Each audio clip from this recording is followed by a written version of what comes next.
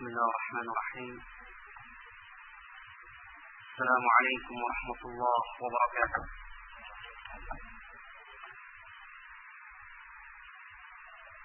إن الحمد لله نحمده ونستعينه ونستغفره ونعوذ بالله من شرور أنفسنا وسيئات أعمالنا. من يهده الله فلا مضل له ومن يضلله فلا هادي له.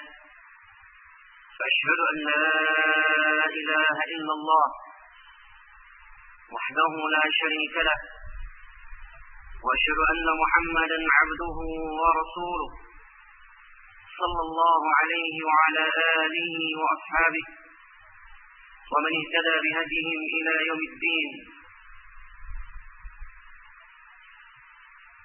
يا أيها الذين آمنوا اتقوا الله حق تقاته ولا تموتن إلا وأنتم مسلمون.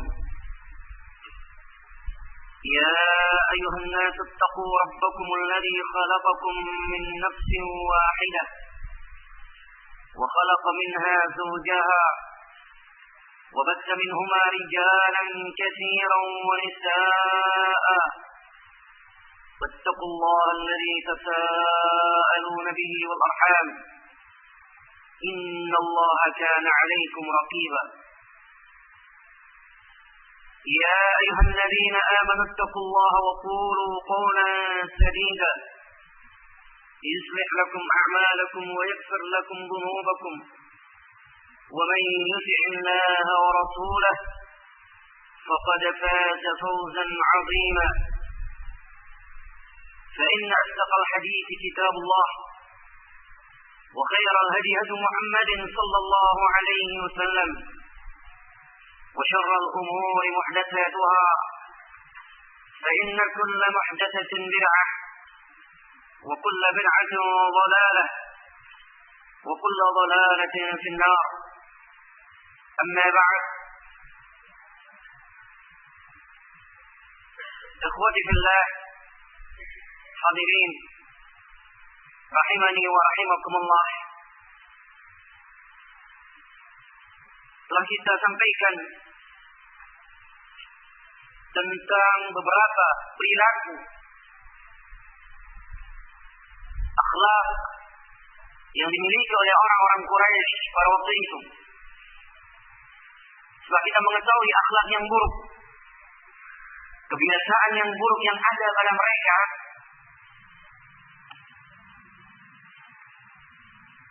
juga telah kita pahami bahwa ternyata mereka membawa dan menjaga beberapa akhlak yang mulia,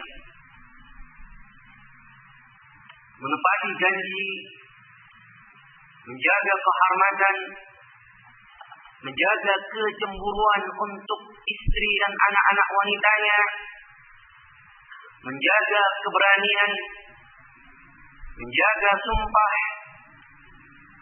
dan pada kondisi-kondisi tertentu mereka seutuhnya kembali kepada Allah Subhanahu wa taala. Ini orang-orang musyrikin Quraisy pada waktu itu. Dan juga beberapa ritual yang mereka warisi dari agama Nabi Ibrahim alaihi salatu wassalam. Sebagaimana mereka menjaga al-hajj, yaitu menunaikan haji, dan juga beberapa bentuk peribadatan. Tetapi semua apa yang telah mereka lakukan terkuburkan sia-sia di hadapan Allah akibat kesyirikan yang ada pada diri mereka. Kemudian telah kita ketahui tentang keutamaan nasab Rasulullah sallallahu alaihi wasallam dan ijma' bahwa nasab Rasulullah sallallahu alaihi wasallam merupakan nasab yang paling mulia dan nasab yang tidak tersentuh dengan perzinaan. utuh semuanya melalui sebuah pernikahan yang resmi. Dari Nabi Ibrahim alaihissalam sampai ayah Rasulullah SAW yaitu Abdullah.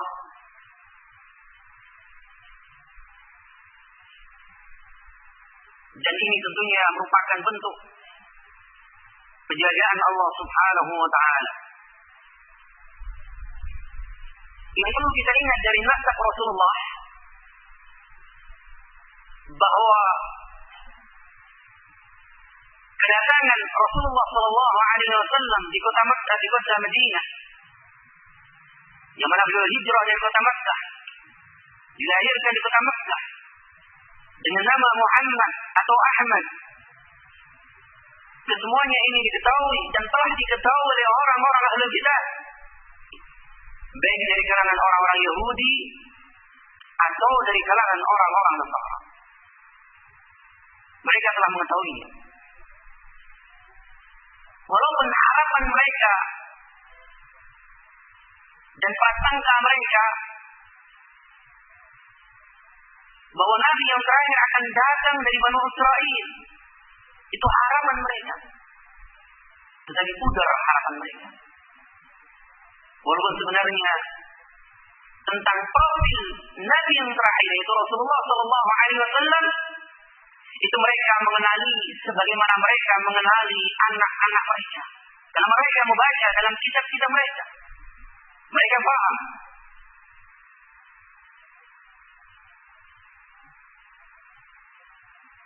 Dan ikhwati fillah,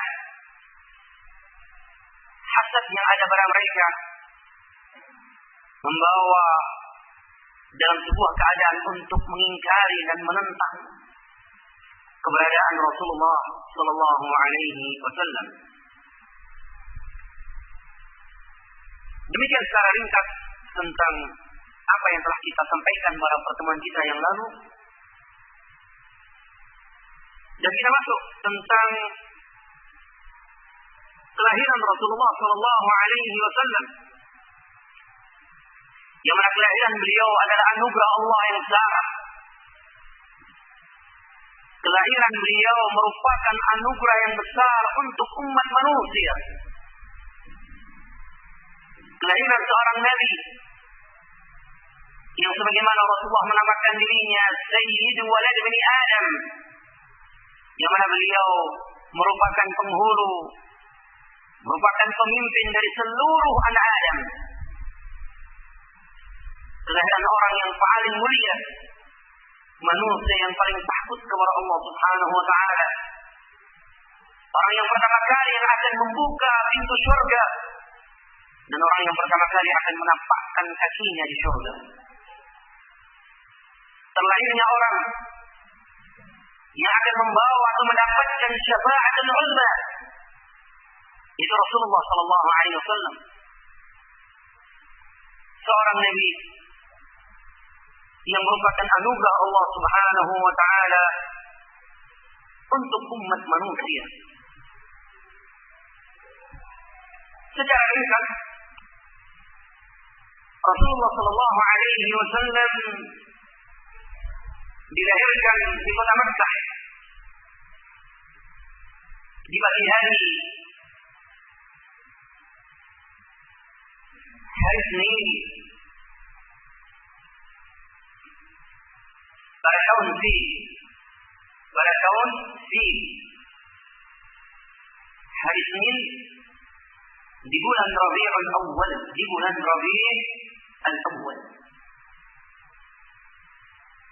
Kepastian tentang hari Senin ini sebagaimana disebutkan dalam hadis. Ketika Rasulullah sallallahu alaihi wasallam ditanya tentang puasa hari Senin, Sa'id bin Qatadah al-Ansari radhiyallahu ta'ala anhu, maka Rasulullah menyatakan, "Dzalikal yaum wulid." Hari itu merupakan hari aku dilahirkan, yaitu hari Senin. Yang perlu kita ingat bahwa kesepakatan para ulama tentang hari dan bulan merupakan kesepakatan yang tidak ada khilaf. Adapun yang berkaitan tentang penanggalan kapan beliau lahir, di sini terdapatkan perbedaan pendapat karena memang tidak ada riwayat yang kuat dari sisi sanad. Tidak ada sisi atau tidak ada satu pun riwayat yang memiliki kekuatan sehingga para ulama di antara Syekh Muhammad bin Shalih Al-Utsaimin menyimpulkan apa yang dipilih oleh kebanyakan para ahli ilmu falak dan juga Syekh Al-Albani memilih di antara sekian riwayat yang lemah, beliau cenderung kepada sebuah riwayat yang menurut beliau paling kuat di antara riwayat-riwayat yang ada, yaitu tanggal 9 Rabiul Awwal. Kelahiran beliau tanggal 9 Rabiul Awwal. Tetapi kalau secara hitungan dari tahun yang diukur dengan perputaran matahari dengan nama yang Masehi ataupun Miladi, maka beliau dilahirkan pada tanggal 20 April. Dilahirkan pada tanggal 20 April pada tahun 571 Miladi. Ini hadis dari Rasulullah Sallallahu Alaihi Wasallam dan bertepatan dengan tahun Fil, tahun Amul Fil. Dan telah kita sampaikan kepada antum bagaimana kejadian Raja Abraha yang berkeinginan untuk menghancurkan Ka'bah. Dengan kekuasaan dari Allah Subhanahu Wa Taala, Allah menjaga rumah yang pertama, Baitullah. Allah Subhanahu Wa Taala menjaga dari upaya Raja Abraha yang ingin menghancurkannya. Allah melindunginya.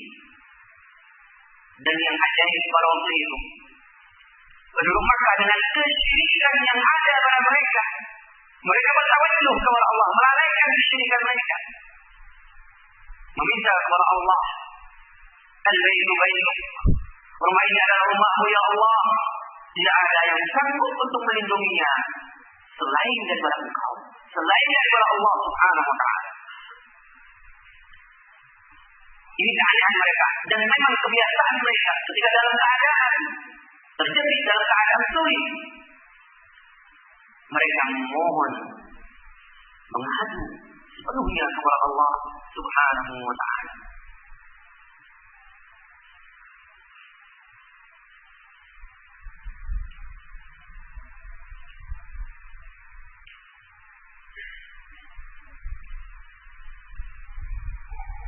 Alhamdulillah rahimani wa rahimakumullah. Kelahiran beliau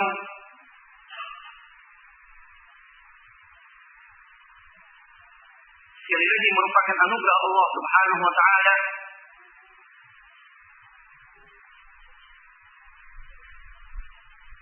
dan banyak riwayat tentang bagaimana kondisi kelahiran beliau dan banyak dilemahkan oleh para ulama. Di antara sekian riwayat yang dikuatkan oleh sebagian para ulama, di antaranya dikuatkan oleh Imam Az-Zahabi di dalam As-Siyarah, dan beliau menyatakan sebagai hasan, itu sebuah riwayat yang hasan. Dikatakan bahwa ibunda Rasulullah Sallallahu Alaihi Wasallam, siapa ibunda Rasulullah? Ada sisinya tidak? Tidak ada. Sisi itu kebiasaan penamaan orang kita. Sisi Aisyah, Siti Khadijah. Kalau orang Arab mungkin tidak mengetahui siapa Siti. Hanya mungkin kebiasaan dari perubahan nama Sayyidati atau Sayyid yang kemudian berubah pengejaan menjadi Siti. Tetapi yang maklum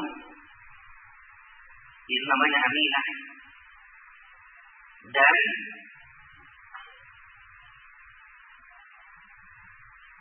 penamaan sekali lagi tidak ada periwayatannya, dan kalau diinginkan untuk sebuah penghormatan, maka yang perlu kita ingat ibunda Rasulullah Sallallahu Alaihi Wasallam wafat dalam keadaan sebagaimana orang-orang musyrikin. Keadaan ayahanda Rasulullah atau ayah Rasulullah dan ibu Rasulullah Sallallahu Alaihi Wasallam yang wafat dalam keadaan musyrik dirasakan oleh sebagian kaum muslimin sebagai sesuatu yang berat. Bagaimana mungkin ayah Rasulullah, ibu Rasulullah yang melahirkan orang yang terbaik wafat dalam keadaan syirik kepada Allah? Tetapi alhamdulillah, dalam beragama, dalam meyakini kita tidak diajarkan melalui pasal, tapi kita dibimbing dengan hujjah, dibimbing dengan dalil. Sebagian ada yang beranggapan bahwa memang ayah Rasulullah, ibu Rasulullah itu musyrik kafir, tapi kelak pada hari kiamat dia akan dihidupkan dan disuruh beriman, dan saat beriman maka dia akan diampuni dan dimasukkan ke dalam surga. Itu pun juga tidak ada riwayat yang sahih sebagaimana disebutkan oleh Imam Muslim di dalam As-Sahih, yang mana Rasulullah Sallallahu Alaihi Wasallam ditanya oleh seseorang, "Aina abi?" Di mana posisi ayahmu? Maka Rasulullah menjawab, "Huwa fil nar," di neraka. Karena sebagai seorang yang kafir, maka berpalinglah orang yang dalam keadaan sedih. Maka dipanggil kembali oleh Rasulullah Sallallahu Alaihi Wasallam. Kemudian Rasulullah menyatakan, "Inna abi wa abaka fin nar." Sesungguhnya ayahmu dan ayahmu juga masuk ke dalam neraka. Ini Rasulullah Sallallahu Alaihi Wasallam sebagaimana disebutkan oleh Imam Muslim. Dan demikian pula ibunda Rasulullah Sallallahu Alaihi Wasallam. Dan yang merupakan hikmah yang besar. Dan sebenarnya kalau kita melihat keadaan para anbiya yang sebelumnya, banyak atau beberapa para nabi keluarga mereka dalam keadaan kufur kepada Allah. Ayah dari Nabi Ibrahim, itu contohnya juga sebagai seorang yang jahat. Apakah kemudian juga dengan perasaan kita menyatakan, oh tidak mungkin, oh beda, ini Nabi Muhammad Sallallahu Alaihi Wasallam?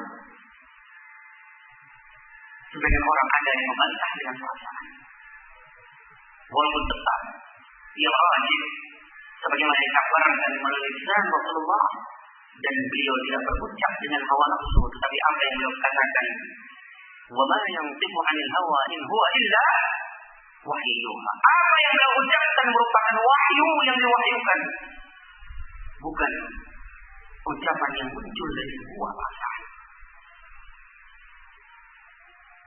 Dan contohnya juga Nabi Nuh, bagaimana beliau menghadapi keluarganya, menghadapi anaknya yang wafat dalam keadaan kufur kepada Allah.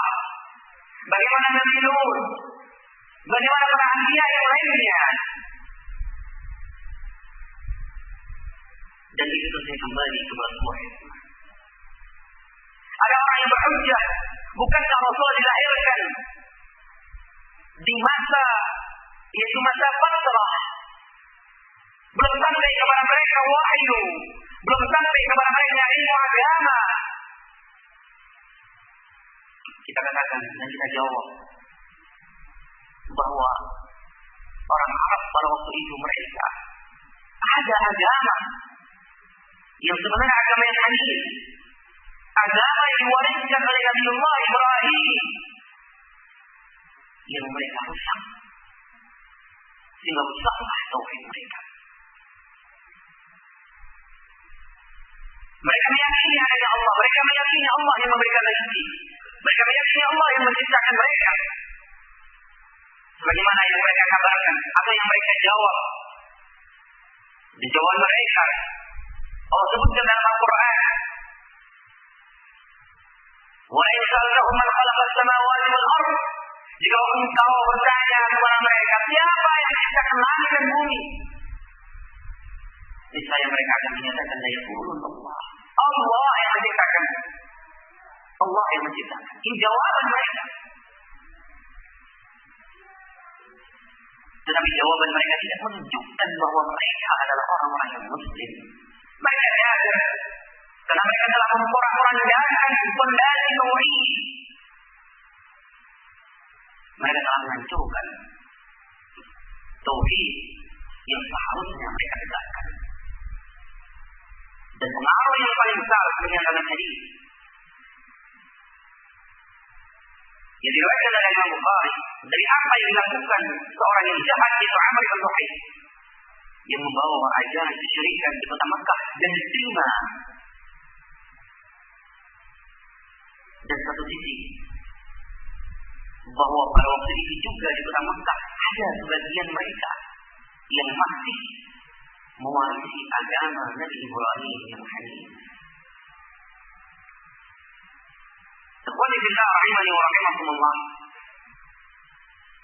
Maka Namrud atau kita katakan yang benar dalam mensikapi tentang itikad atau agama yang diyakini oleh kedua orang tua Rasulullah Sallallahu Alaihi Wasallam. Setelah kita yakini sebagaimana yang dikabarkan oleh Rasulullah bahwa kedua orang tuanya bertempatkan kelak di neraka. Dan itu adalah jawaban dan berita dari Rasulullah. Dan jangan kita menyangkal dengan perasaan dengan menyangkal tidak akan mungkin. Makanya kita ingat keinginan Rasulullah Sallallahu Alaihi Wasallam untuk memintakan ampun untuk kedua orang tuanya dilarang oleh Allah Subhanahu Wa Taala. Tidaklah pantas kata Allah seorang Nabi untuk memintakan ampun kepada orang-orang yang musyrik. Demikian Allah ingatkan. Tetapi Allah Subhanahu Wa Taala memberikan rukhsah untuk berziarah di kuburan ibunya. Sekedar berziarah. Yang inti daripada ziarah adalah untuk mengingat kematian. Sebagaimana sabda Rasulullah Sallallahu Alaihi Wasallam, "Kuntu nahaytukum 'an ziyaratil qubur, fazuruha al-'an, fa innaha turaddiqu al-qalb." Kata Rasulullah Sallallahu Alaihi Wasallam, dahulu aku melarang untuk kalian berziarah di kubur dan sekarang kunjungilah, berziarahlah. Karena ziarah di kuburan itu akan melembutkan hati. Sehingga hikmah di sini, hikmah daripada ziaratul qabr adalah talqiqul qulub, akan melembutkan hati. Maka Rasulullah Sallallahu Alaihi Wasallam mengunjungi kuburan ibundanya untuk melembutkan hati beliau, untuk mengingat kematian. Dan sebagaimana riwayat dari beliau bulan-bulanan, suatu saat di tengah malam dalam keadaan bersedih, mengingat sahabat-sahabatnya di perang Badar, maka beliau di tengah malam pergi ke kuburan para sahabatnya, itu di Baqi', dan mengucapkan salam kepada mereka. Hadirin rahimani wa rahimakumullah. Di sini di antara sekian riwayat yang dikuatkan oleh para ulama yaitu berita bahwa tatkala Rasulullah Sallallahu Alaihi Wasallam dilahirkan, lama waladtuhu kharaja min farji nurun adaa'at lahu qusur Syam. Dikatakan bahwa saat ibundanya Rasulullah Sallallahu Alaihi Wasallam melahirkan, maka beliau melihat keluar dari kehormatannya, itu melihat dari farajnya cahaya yang keluar yang menerangi sampai ke kusur Syam, itu menerangi sampai ke istana yang ada di Syam. Ini di antara beberapa kejadian yang dinukilkan oleh para ulama, dan banyak beberapa kejadian tetapi diperselisihkan kesahihannya oleh para ulama dalam hadis.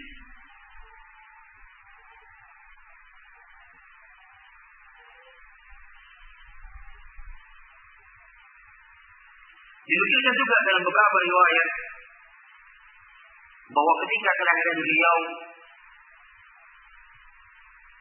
terjadi beberapa kejadian yang aneh. Di antaranya padamnya api yang disembah oleh orang-orang Majusi, runtuhnya beberapa gereja, sebagaimana dinukilkan oleh Imam Tabari dan Imam Al-Baihaqi. Tetapi itu semuanya juga tidak memiliki kekuatan sanad. Semua periwayatan seperti ini atau kebanyakan tidak memiliki sandaran riwayat yang kuat.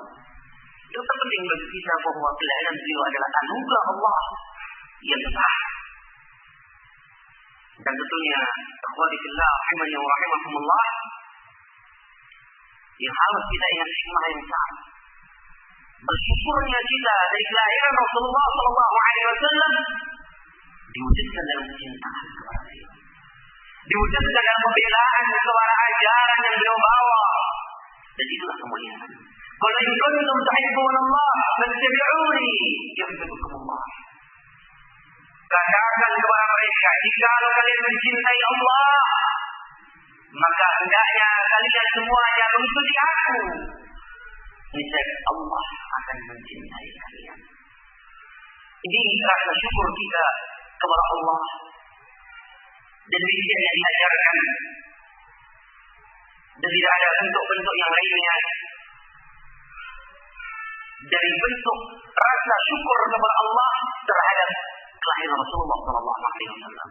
Artinya, sebagian orang ingin bersyukur kepada Allah dari kelahiran Rasulullah dengan mengenang hari lahir beliau, dengan membuat acara ulang tahun beliau yang tidak pernah dilakukan oleh Rasulullah sendiri, dan juga tidak pernah dilakukan oleh Abu Bakar, tidak pernah dilakukan oleh para tabi'in. Tidak pernah Rasulullah SAW memperingati hari ulang tahunnya, mengundang para sahabatnya, apalagi dengan beliau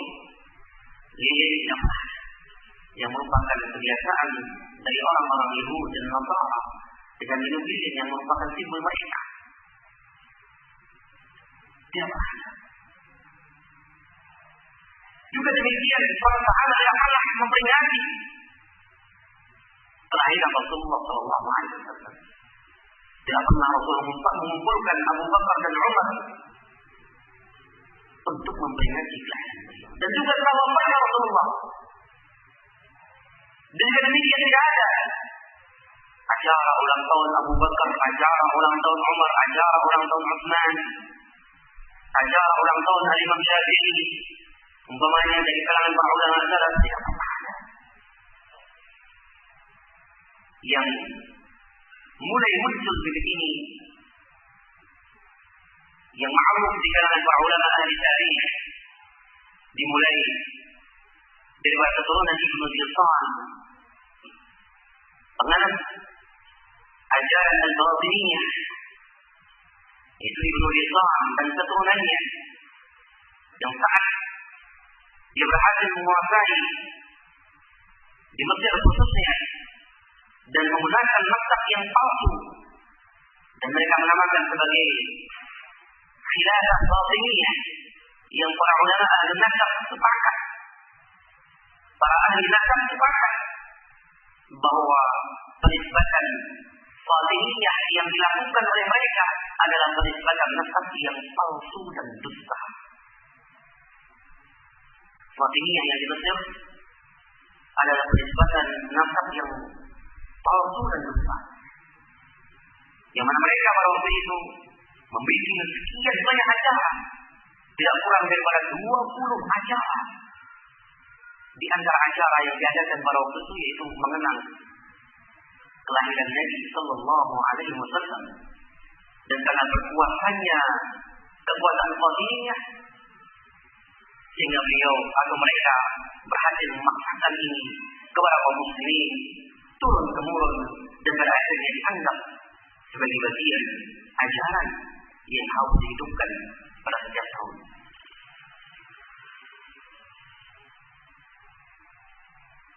Hadirin rahimani wa rahimakumullah. Demikian tentang kelahiran Rasulullah sallallahu alaihi wa ala alihi wasallam. Dan secara ringkas kebanyakan riwayat yang menceritakan tentang keanehan tentang kelahiran beliau kebanyakan adalah riwayat yang dhaifah, riwayat yang lemah. Masuk kepada bab yang selanjutnya. Sebagaimana biasa tentunya di kota Makkah pada waktu itu ketika seorang itu melahirkan, mereka biasa untuk mencari ibu yang menyusui. Dan Rasul dilahirkan di kota Makkah. Dan kebiasaan orang Makkah pada waktu itu untuk terjaganya kondisi anak mereka daripada polusi Madinah atau polusi kota Mekah tentunya merupakan tempat berkumpulnya manusia. Dan anehnya setiap mereka itu memiliki kekhawatiran. Jangan sampai keturunan mereka itu dirusak oleh kondisi daripada kota. Maka pada waktu itu ibunda Rasulullah Sallallahu Alaihi Wasallam berkeinginan untuk membawa anaknya ke perkampungan yang jauh, yaitu dengan memberikan beliau kepada orang-orang yang biasa menyusui. Dan pada waktu itu orang yang pertama kali yang akan menjadi ibunda Rasulullah Sallallahu Alaihi Wasallam, yaitu ibunda yang menyusui. Ada hal yang penting ya Allah di sini yang dikatakan ummi, yang dikatakan ibu secara syar'i. Maka yang ada yang pertama adalah ibunda, yaitu ibu yang asli yang melahirkan. Ini dikatakan sebagai ibu. Dikatakan sebagai apa? Ibu. Sehingga orang Arab memanggil kepada orang yang melahirkan dengan panggilan ummi, wahai ibuku. Yang kedua, yang dinamakan ummahat atau ummi yang kedua bagi kita, yaitu wanita yang menyusui kita. Itu yang dikatakan sebagai ummi, ibu yang menyusui kita. Walaupun tidak melahirkan kita, tapi mereka dikatakan sebagai ummi. Ini yang syar'i. Ada kebiasaan seseorang memanggil ummi kepada yang lainnya. Ini adalah hanya lisan dan sebenarnya tidak sesuai kalau secara syar'i. Kalau secara syar'i, sebagaimana kebiasaan kalau di Arab Saudi, seorang anak memanggil mertuanya. Umpamanya ada anak seorang menantu memanggil mertuanya, itu bukan dengan ummi, dipanggil dengan ya Ahmad wahai paman. Dan memanggil bapak mertuanya dengan panggilan ya Ahmad wahai pamanku. Karena kalau dia katakan ya Abi, mereka bertanya. Suatu saat saya pernah berkata, dengan kebiasaan kita, karena kita biasa menyatakan di mana ayah mertuamu, kita katakan aina abu. Bingung dia. Yang saya maksudkan itu waktu itu mertuanya. Dan dia tak paham yang kita ingat dengan mertuanya, tapi dia bingung belajar kenapa kita menyatakan aina abu. Sampai saya pasang lagi aina abu zaujah. Katakan hada ammi, hada ammi. Ini paman. Ini kebiasaan. Walaupun memang lisan itu menjadi kebiasaan kita, menjadi kebiasaan kita. Tapi kebiasaan yang membawa kepada hal yang kadang-kadang sangat fatal, yang menganggap bahwa posisi mertua itu sama dengan ayah dan ibu dan salah. Memang wajib untuk kita menghormati mertua kita, tetapi kondisi dan keadaan mereka tidaklah boleh kita samakan sebagaimana kita menghormati kedua orang tua kita yang melahirkan. Ini yang berbeda. Rasulullah Sallallahu Alaihi Wasallam saat bayinya menyusui oleh ibundanya yang terkenal, yang kita tahu semuanya, yang bernama siapa yang pertama tadi? Halimah. Orang bisa menyatakan Siti Halimah. Kembali dengan sitinya. Itu namanya Halimah. Dan kebiasaan mereka waktu itu, jadi perkampungan Halimah yang ada di kampung, di pedusunan, ini biasanya para ibu-ibu yang baru menyusui, mereka mencari tambahan. Mereka mencari apa? Tambahan penghasilan dengan cara pergi ke kota, mengambil anak-anak bayi yang kemudian dijadikan sebagai anak susuannya dan mendapatkan imbalan saat menyusui. Mendapatkan imbalan saat menyusui.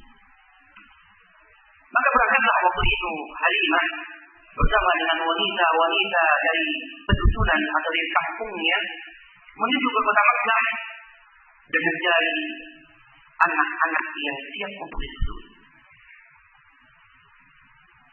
Dan pada waktu itu mereka mencari yaitu orang-orang yang memiliki kemampuan, yang mampu membayar. Dan saat itu Rasulullah adalah anak yatim. Saat itu Rasulullah adalah anak yatim. Dan subhanallah, tidak ada satupun wanita yang berangkat bersama beliau berkeinginan untuk mengambil Rasulullah sebagai anak susunya. Ketika mendengar, oh dia anak yatim ditinggalkan, oh dia anak yatim beralih ke orang lain. Dan ketika semuanya pulang dengan membawa anak susu atau anak susuan, Halimah dalam keadaan belum mendapatkan. Maka beliau melihat Rasulullah SAW yang waktu itu dalam keadaan bayi, dalam keadaan yatim, dan tidak ada yang mau untuk menyusui. Yang pada waktu itu para wanita enggan untuk mendapatkannya atau untuk membawa pulang. Maka Halimah berkeinginan, berazam untuk membawa Rasulullah pulang ke rumahnya. Dan pada waktu itu pun dia mendapatkan teguran dari para suaminya. Kenapa mesti engkau menuntut anak yatim? Apa yang akan kita dapatkan? Tapi kebiasaan wanita dari pedusunan, kalau mereka sudah berangkat pulang tanpa ada yang tahu, maka Halimah juga diantaranya untuk menutupi rasa malunya. Maka beliau tetap membawa Rasulullah SAW yang kelak akan menjadi pemimpinnya. Maka dibawa Rasulullah SAW pulang ke kampung halamannya, ke dusunnya. Dan dalam banyak riwayat yang sahih, beberapa kejadian yang terjadi pada waktu itu. Secara ringkas kita akan menunjukkan, tidak akan mungkin menukilkan satu persatu tentang apa yang terjadi. Tetapi secara ringkas pada waktu itu, saat Halimah dan keluarganya menyusui Rasulullah SAW, maka dia mendapatkan sekian banyak pertolongan dari Allah Subhanahu wa Ta'ala. Mendapatkan sekian banyak pertolongan dari Allah Subhanahu wa Ta'ala. Itu ketika masa penyakit, ketika orang-orang pedusunan dalam keadaan menggembala kambing, pulang juga masih dalam keadaan lapar, maka kambing-kambing yang dipelihara oleh keluarga Halimah pulang dalam keadaan kenyang, dalam keadaan air susu itu siap untuk dibahas. Dan itu mengagumkan dan menakjubkan penduduk yang ada di sekitarnya. Bagaimana mungkin? Dan itu terus terjadi. Dan itu merupakan bentuk pertolongan Allah Subhanahu wa Ta'ala, yang mana Allah berkeinginan untuk Rasulullah SAW tumbuh dalam keadaan mendapatkan barakah, dalam keadaan vitalitas yang sangat sempurna. Dan ini merupakan juga bentuk penjagaan Allah Subhanahu wa Ta'ala kepada Rasulullah sallallahu alaihi wasallam.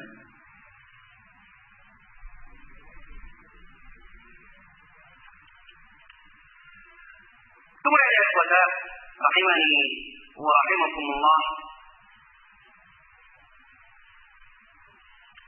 Setelah sekian banyak barakah yang mereka dapatkan, yang didapatkan oleh keluarga Halimah saat menyusui Rasulullah sallallahu alaihi wasallam, ketika sempurna 2 tahun, maka dikembalikanlah Rasulullah atau kembalikan beliau kepada keluarganya di kota Makkah. Dikembalikan beliau kepada keluarganya di kota Makkah. Tetapi sampai di kota Makkah,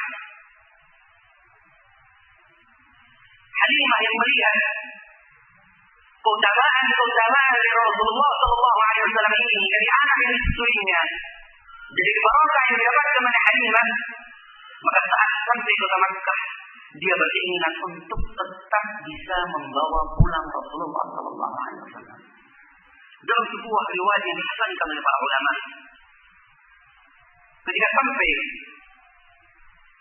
Halimah di kota Makkah dan berjumpa dengan ibundanya, yaitu Aminah, maka Rasulullah atau Halimah dan keluarganya berkeinginan untuk kembali membawa pulang dan berargumen dengan menyatakan,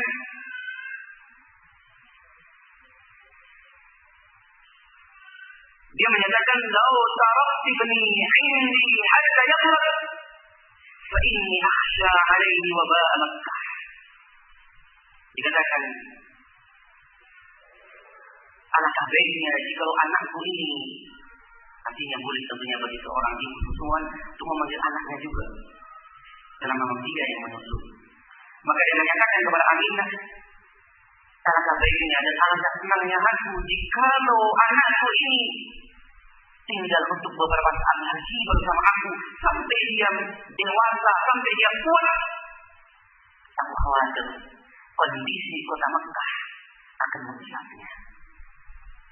Aku khawatir kondisi kota Makkah akan merusaknya. Sehingga alasan ini berhasil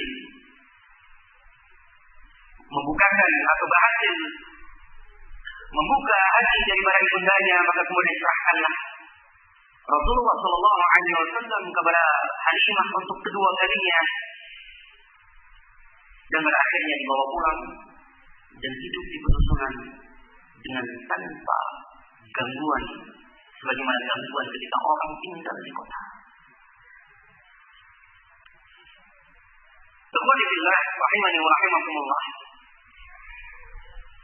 Secara ringkas dari pertumbuhan beliau di kampung ini, di pesusunan ini, beliau mendapatkan penjagaan dari Allah Subhanahu wa taala.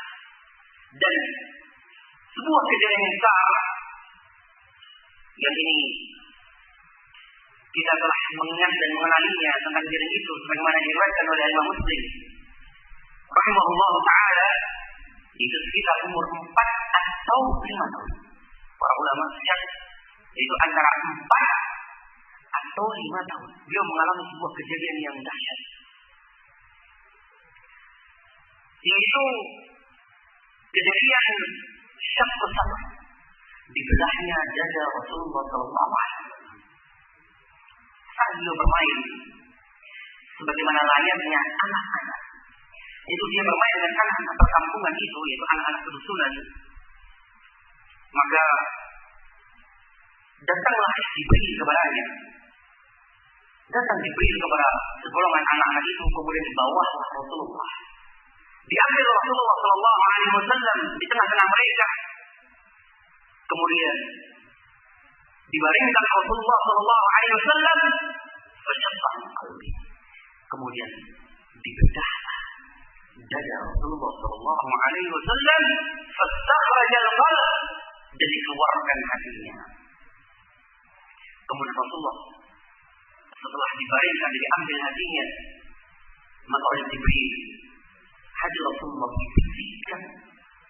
Ada sebuah tempayan yang terbuat dari emas, di dalamnya ada air Zam-Zam.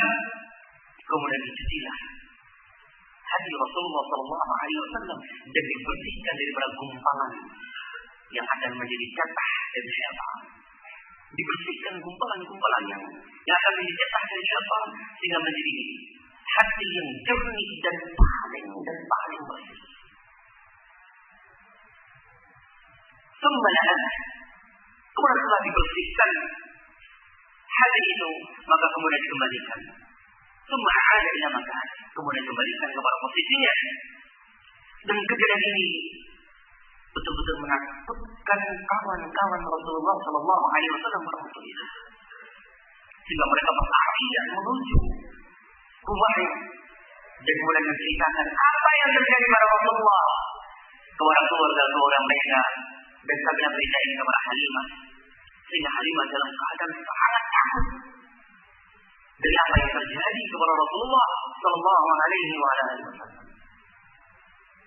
Walaupun mereka semuanya melihat selepas Rasulullah dibayangkan dan dikeluarkan hatinya, Rasulullah Sallallahu Alaihi Wasallam didapatkan dalam keadaan sangat ceria, dalam keadaan sangat cerah, dalam keadaan betul-betul seakan-akan kulitnya memancarkan cahaya putih dan semakin bersih. Dari keadaan ini juga tetap mengkhawatirkan mereka. Dan dalam riwayat yang diriwayatkan oleh Imam Muslim, Anas bin Malik radhiyallahu taala anhu sempat melihat jahitan. Ini subhanallah ya Allah. Allah Subhanahu wa taala ternyata mengajarkan kepada kita bagaimana keadaan sebuah luka itu membekas. Tidak ada sebagaimana yang kadang orang menyatakan atau beranggapan atau jadi aneh-aneh sebagaimana yang dilakukan oleh para sahih yang mereka sekarang ini melakukan beragam bentuk operasi perdukunan kemudian bisa memulihkan secara utuh. Sebenarnya kita lihat kebiasaan para normal atau orang-orang gila hakikatnya itu para dukun. Tetapi waktu itu Anas bin Malik diriwayatkan atau meriwayatkan sebagai disebutkan oleh Imam Muslim, "Waqad kuntu ara athara dzalika al-mahid fi sadri." Sungguh aku pada waktu itu sempat melihat bekas jahitan di dada Rasulullah SAW. Coba bayangkan. Seorang malaikat Jibril yang menjalankan perintah Allah, ternyata ketika mengembalikan pun juga dikembalikan sebagaimana macamnya. Orang yang apa ya Pak? Operasi. Bukan kemudian utuh, tidak ada bekasnya, tetap ada bekasnya. Sayangkan, pasti ada bekasnya. Maka ketika terjadi seperti ini, Halimah sangat khawatir dan kemudian dikembalikan di kota Mekah. Dan semuanya adalah satu hikmah yang besar. Hikmah yang besar.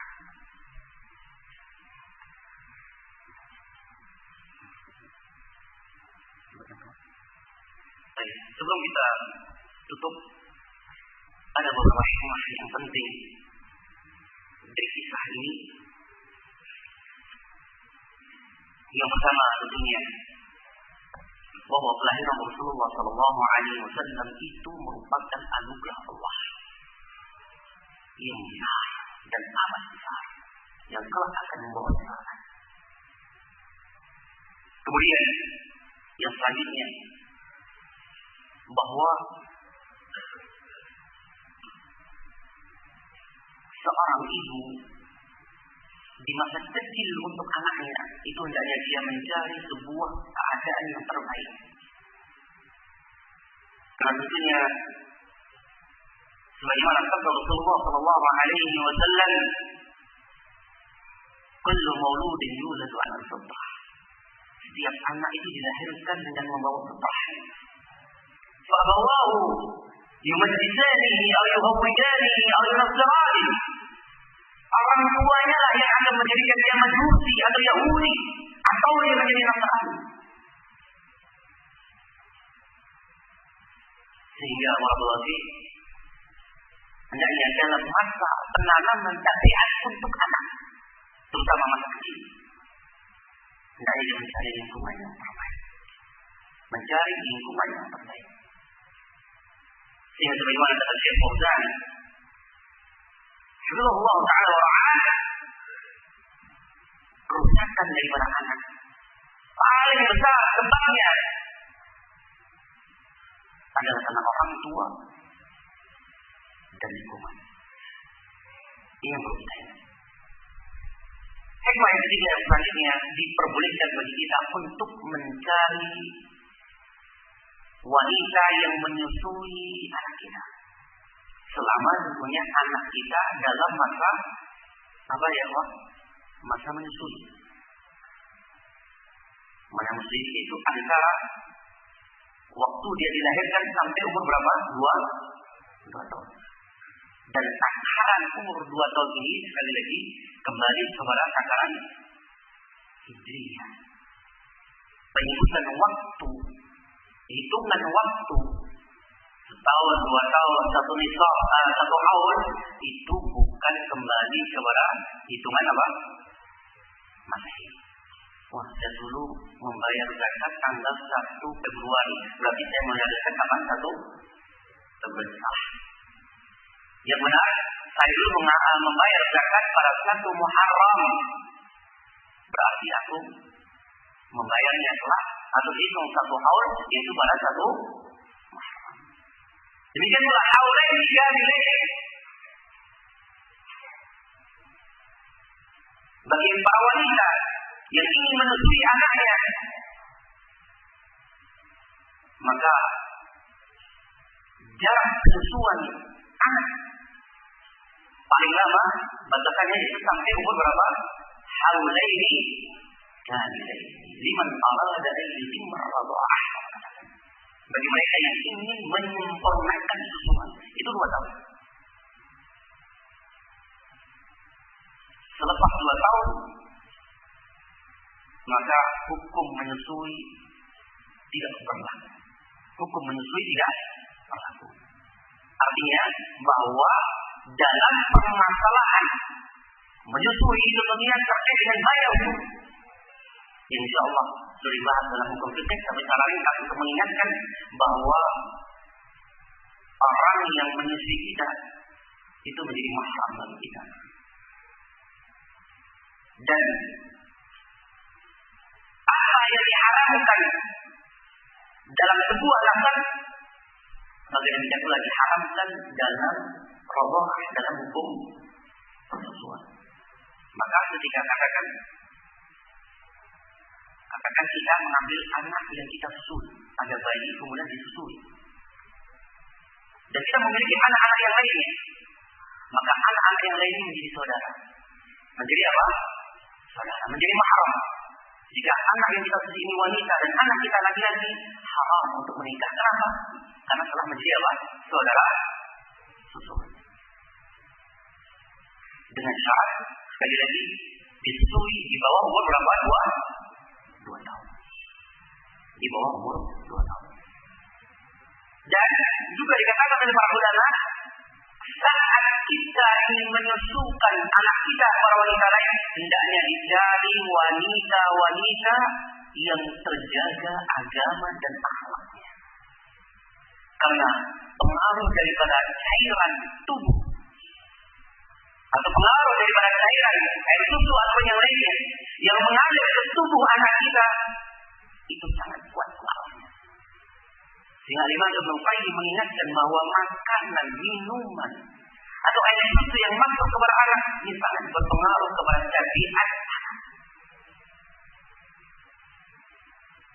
Contohnya orang yang biasa memakan na'udzubillah daging babi, itu perilakunya akan sangat dekat dengan perilaku apa? Demikian dikatakan oleh Imam Ibnu Qayyim rahimahullah. Sehingga akan nampak kepada perilakunya dan tingkahnya. Makanya Imam Ibnu Qayyim mengingatkan hendaknya hati-hati dari apa yang dimasukkan dalam tubuh anaknya. Demikian pula saat menyusui, pilih wanita yang salihah. Sehingga yang mengalir adalah air susu dari seorang wanita yang salihah. Ini yang perlu kita ingat. Kemudian batas susuan sehingga anak itu menjadi anak susuan yang telah akan menjadi mahram baginya, itu minimalnya adalah 5 kali. Minimalnya adalah 5 kali. Dan ini akan menjadi anak suami. Kemudian barakallahu fiikum, mungkin akan banyak pertanyaan yang berkaitan tentang susuan orang dewasa. Boleh atau tidak? Tentunya barakallahu fiikum, yang harus kita pahami bahwa anak susuan itu batas umurnya maksimal berapa? Atau berakhir pada umur berapa? 2 tahun. Habis 2 tahun selesai. Jika ada yang menyusui dalam keadaan bayi itu umur 2 tahun setengah, maka tetap hukumnya dia waktu tua tetap menjadi orang yang bukan mahram.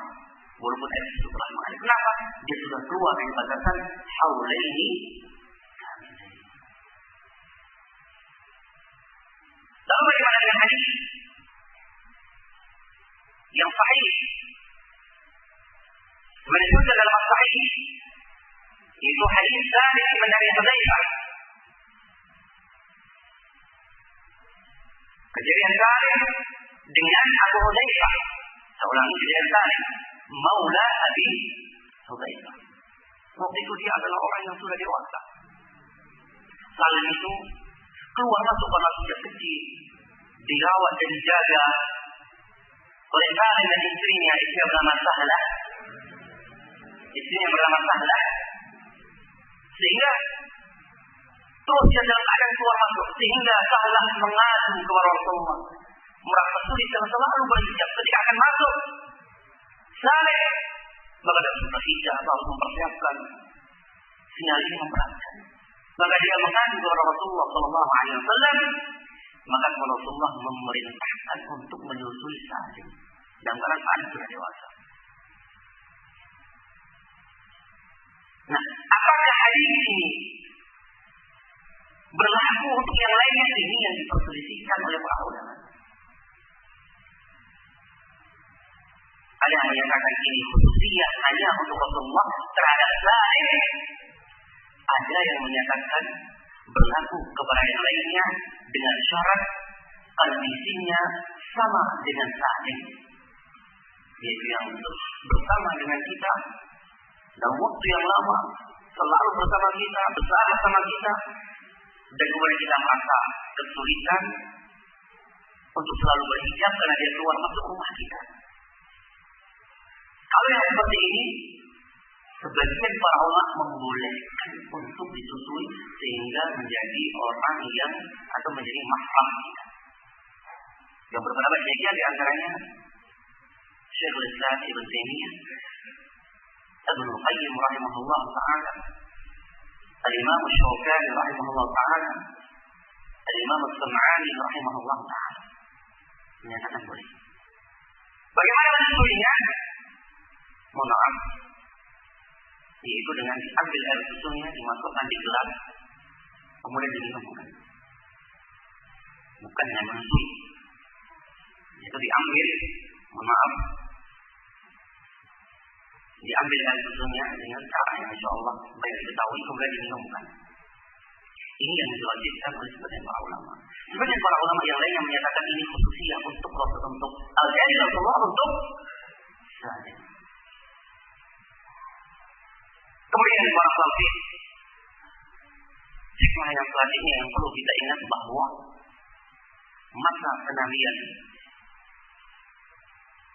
dari setiap manusia, dari setiap para nabi dan rasul itu pasti terjadi di sebuah kota. Berkembangnya suatu dakwah itu dimulai dari kota.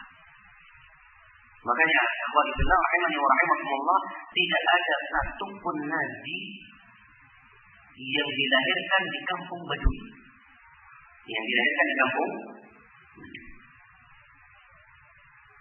yang ada memang dalam Rasulullah disusukan di perkampungan di pedusunan, kemudian dibawa pulang. Sehingga para ulama mengingatkan hendaknya kaum muslimin memiliki perhatian dakwah di kota. Kita besar semuanya. Karena yang berkumpulnya umat manusia. Besok adalah sebuah hikmah dari Rasulullah. Mengalami sebuah kejadian yang salah. Sejak umur 5 tahun. Tentunya umur 5 tahun di kota Mekah atau di tanah Arab. Itu sudah menjadikan anak itu berperilaku dewasa. Walaupun dia bermainnya, tapi dia menangkap. Bisa memahami. Jadi kita akan mengenal apa yang dalam umur mumayyiz. Kalau dalam tingkatan kita, mungkin mumayyiz dengan masa sekarang kita atau masa sekarang ini, di antaranya umur berapa mumayyiz? 7 sampai 8 tahun. Itu masa mumayyiz, walaupun belum mulai bisa mengetahui. Sehingga kalau kita mendapatkan anak seperti ini,